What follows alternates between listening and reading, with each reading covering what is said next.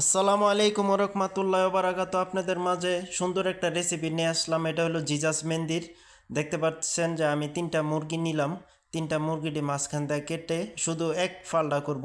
এই যেভাবে করতে হবে। করে ধরেন মুরগিটি কেটে এটা একটু খাল দিলাম আর কি, লবণ দিলাম, তারপরে আপনার লেবু চিপে দিলাম, দিয়ে ধরেন ধুয়ে রেখে দিয়েছি।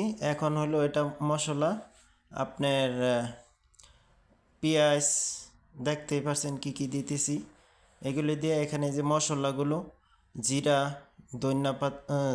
দৈন্যারি, তারপরে ম্যাগি, এটা ফিলফিলা সোয়াদ কয় আর কি এদেশে। তো এগুলি দিলাম। দিয়া সাইডে আপনার ওই এটা হলো ফুড কালার, এটা একটু রঙের লেগে দিলাম, জর্দা রং যেটা বলে, অল্প একটু দিব রঙটা ভালোর জন্য আর কি, মানে কালারটা অনেক সুন্দর হবে সেজন্য। পরিমাণ মতো লবণ দিবেন, যতটুকু লাগে এটা বুঝে দিবেন। যতটুকু যেরকম লবণ খায় ওরকম দিবেন। তো দেখতে পাচ্ছেন এখন আমি নিলাম ঘি, এটা হলো ঘি। আমি 2 চামচ পরিমাণ ঘি দিব, দেখেন। হ্যাঁ, ঘি দিলাম। এখন আপনার এটা হলো আমগর দেশের দই যেরকম এরকম এখানে জবাদি বলে, এটা পুরাটা দিব। 3টা মুরগির জন্য আমি মশলা করতেছি। এখন দেখতেছেন ব্লান্ডিং করতেছি, সুন্দর করে ব্লান্ডিং করবেন। দেখেন কি সুন্দর একটা কালার আসছে। তো ব্লান্ডিং হয়ে গেল। তো এখন ওই যে দেখতে পাচ্ছেন মুরগিগুলি কেটে রাখছিলাম, এখন এই মুরগিগুলি নিব। তো এই যে সুন্দর করে ভালো করে 2 হাত দিয়ে সুন্দর করে মশলাগুলি মুরগির মধ্যেই করব, জানি সব জায়গায় মশলাটা যুক্ত হয়, মানে কোথাও যেন বাকি না থাকে। সুন্দর করে মশলাগুলি সুন্দর করে এটা লাগাবো।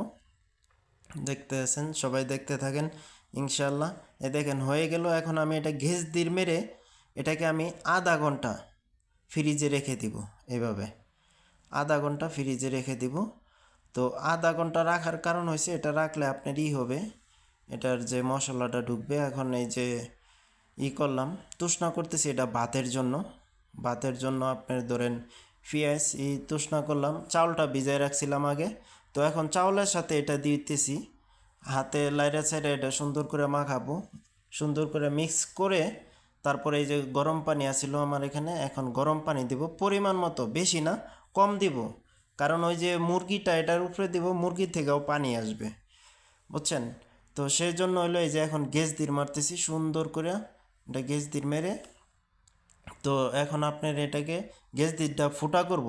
এই মুরগি যে সিদ্ধ হবে এটার পানিটাও ওই চাউলের মধ্যে যায়, সুন্দর একটা ফ্লেভার আসবে সেজন্য। তো দেখতে আছেন, তো এটার উপরে আবার গ্যাস দিয়ে মারতেছি, আবার গ্যাস দিয়ে মেরে এখন পুরনে 1 ঘন্টা বা 40 মিনিট এরকম রেখে দিছিলাম।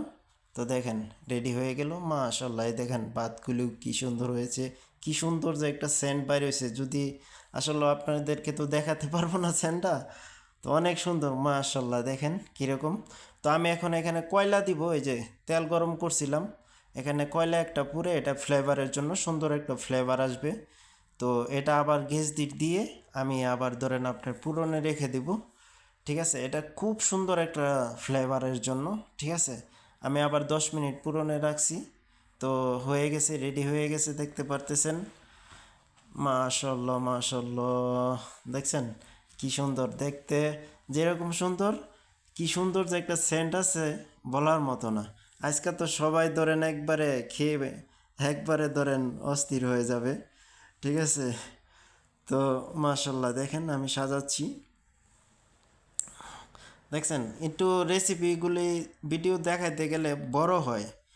তো আসলে পুরো ভিডিও না দেখাইলে কইলাম এখানে দেখা যাবে না, শিখা যাবে না, বুঝছেন।